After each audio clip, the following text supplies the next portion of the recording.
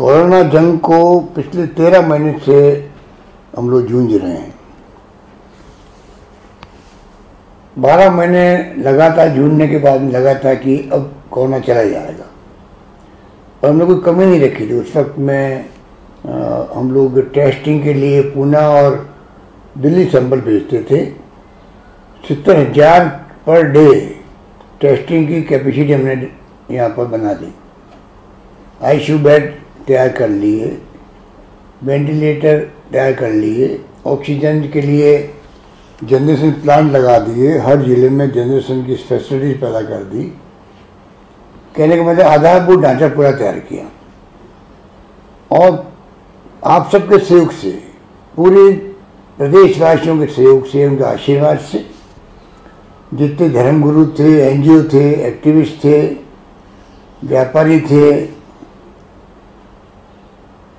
अपने मजदूर संगठनों के लोग थे, कर्मचारी संगठनों के लोग थे, या चाहे राजनीतिक पार्टियों के कार्यकर्ता थे, सब ने मिलकर वो जंग लड़ी थी और हम लोग उसमें जीत गए थे।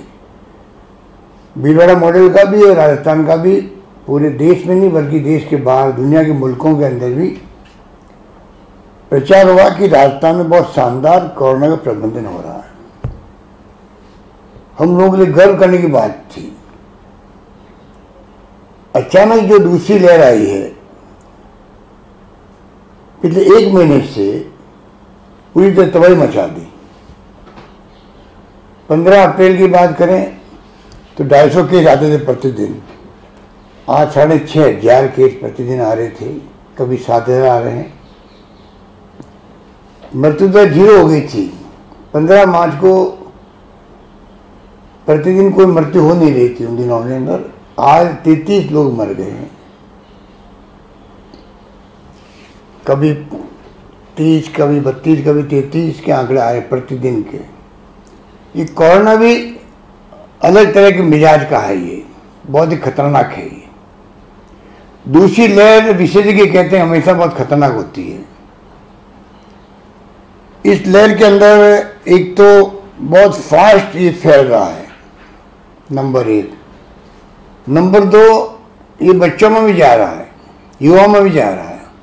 जो पहले खाली बुजुर्गों में जाते थे वो संक्रमित होते थे।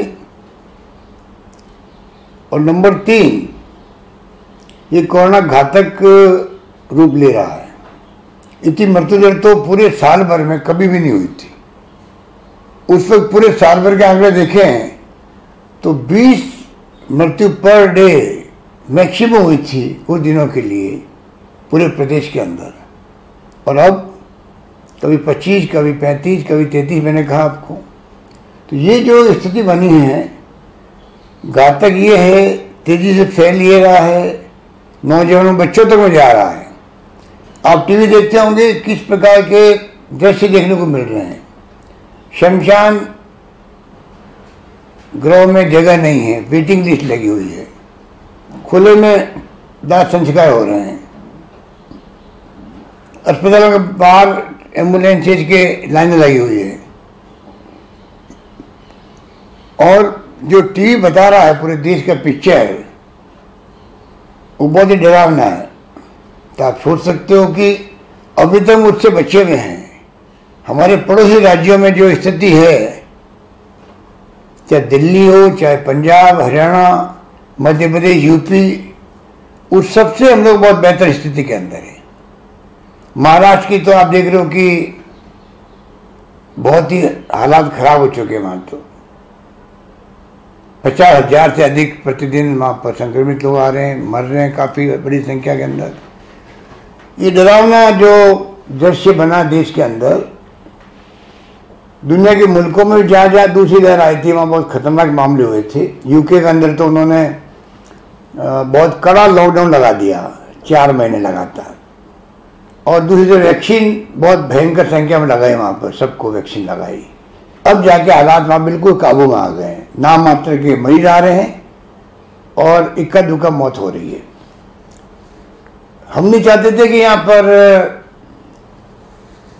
वीकेंड का लॉकडाउन लगाएं या कर्फ्यू लगाएं, क्योंकि जब कोरोना चला जा रहा था तो लोग भी लापरवाह हो गए थे, मास्क लगा नहीं रहे थे, सोशल डिस्टेंसिंग हम कर नहीं रहे थे, हाथ धो नहीं रहे थे।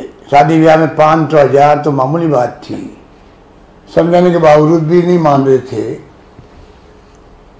और आप देख रहे हो कि इलेक्शन के अंदर तो सारी हदें पार हो गई।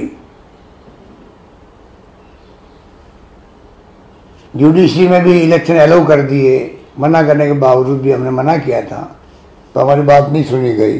उनका अपना फैसला है। इलेक्शन कमीशन को अपनी ड्यूटी अदा करनी थी, वो भी इलेक्शन कराने लग गए। और हम लोगों ने भी गलतियाँ करी। जिस प्रकार से बिहार के चुनाव शुरू हो गए थे, लाखों की रैलियाँ हो रही थी। अब 5 राज्यों में चुनाव हो रहे, आप देख लिया क्या क्या हो रहा है। बाई इलेक्शन हुए राजस्थान में, तभी रैली हो रही थी। कुछ हद तक तो हम भी जिम्मेदार हैं। तो सवाल ये, हमें जनता और आम जनता की उनको आजीविका भी मिले और उनकी जान नहीं जाए। उनकी जान की रक्षा करना हमारा कर्तव्य है। जान है तो जहान है, तो जान की रक्षा करना हम सबका कर्तव्य है। और सरकार कोई कमी नहीं रख रही है, ना कमी रखेगी, ना पहले रखी थी। पहले भी हमने एनजीओ की सहायता से और प्रदेशवासियों के सहयोग से हमने कहा कोई भूखा नहीं सोना चाहिए, कोई भूखा नहीं सोएगा। मुझे खुशी है, कहते हुए गर्व है कि प्रदेशवासियों ने वही व्यवहार किया।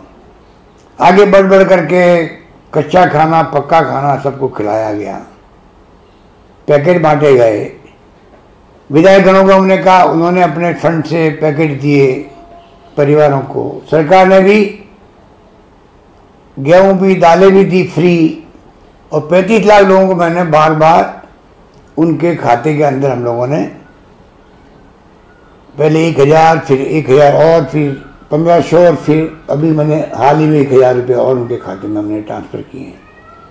एक किस्त और हम देंगे उनको। परंतु फिर भी आजीविका की जो चुनौती हमारे सामने है वो सब जानते हैं। तो हमें ये देखना पड़ेगा किस प्रकार आजीविका चलती रहे, उनको तकलीफ नहीं हो।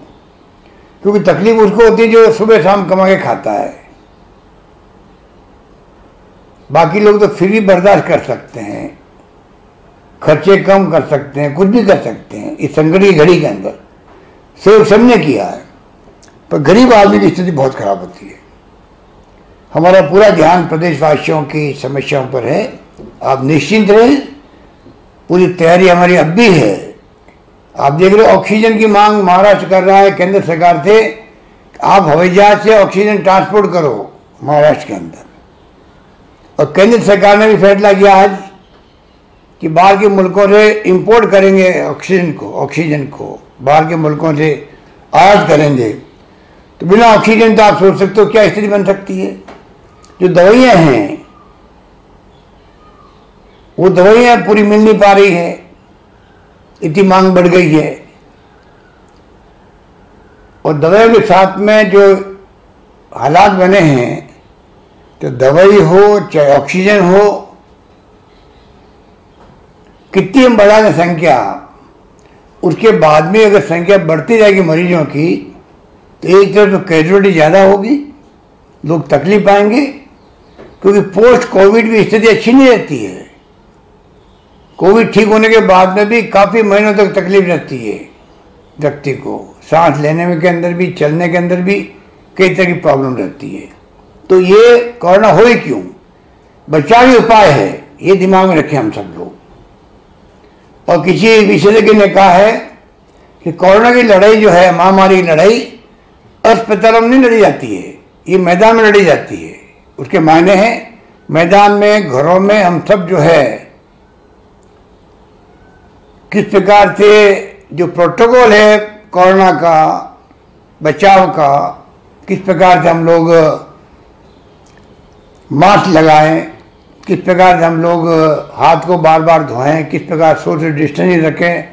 इलाज है ये, वैक्सीन की तरह ये प्रभावशाली होता है मास्क लगाना। वैक्सीन की कुछ कमी हो गई केंद्र में, वो भेज नहीं रहे राज्यों को। हमारे लिए बहुत बड़ी चिंता का विषय है। हम संपर्क में केंद्र सरकार के, उम्मीद करते हैं कि वैक्सीन आती जाएगी, हम लगाते रहेंगे। वैक्सीन लगने के बाद में कम से कम जिंदगी जाने का खतरा खत्म हो जाता है। हर व्यक्ति को वैक्सीन लगानी है। मैंने भी पहली डोज दूसरी डोज लगा ली है, आप सबको लगानी है। सरकार पूरी व्यवस्था करने में लगी हुई है, चाहे वो इलाज हो, चाहे वो वैक्सीन हो, चाहे सोशल सिक्योरिटी के माध्यम से हम क्या कर सकते हैं, कैसे हम लोग सब मिलकर के। मैं तो आह्वान करना चाहूँगा प्रदेशवासियों को, सभी तबकों को, सभी वर्गों को, सभी संगठनों को। पिछली बार 12 महीने 11 महीने आप लोगों ने जो साथ दिया, जिस रूप में एक दूसरे के काम आया, आप लोग इमदाद करी, उसके कारण से राजस्थान कामयाब हुआ कोरोना की जंग को जीतने के अंदर। अब भी जंग जीतेंगे हम लोग, मुझे पूरा यकीन है।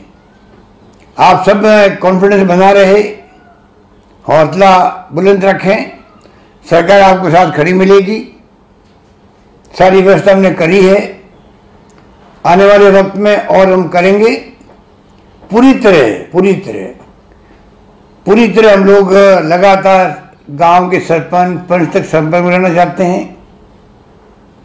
प्रदेशवासियों के तमाम संगठनों से मैंने बातचीत करी है, धर्मगुरुओं से बात करी है, जिससे बात करी है सब लोगों ने विश्वास दिलाया कि हमें जो माहौल बन गया है, हालात हो गए हैं, उसके आगे हमें सख्त कार्रवाई करनी पड़ेगी, उसके बाद काम नहीं चलेगा। मैं आपसे अपील करूंगा अंत में कि कृपा करके आप जो फैसले किए सरकार ने, उसको इम्प्लीमेंट करने में आप सहयोग करें। ये नौबत नहीं है कि पुलिस को सख्ती करनी पड़े, क्योंकि हमें जान बचानी लोगों की, और जान बचाने में सख्ती करनी पड़ेगी, वो भी करेंगे, तब जाकर के हम लोग इसको काबू में कर पाएंगे।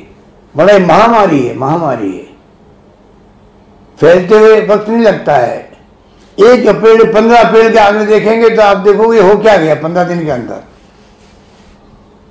30-35 लोग मरना प्रतिदिन, कभी सुनाई नहीं था हमारे राजस्थान के अंदर, वो स्थिति बन गई है। यही बात कहता मैं आपको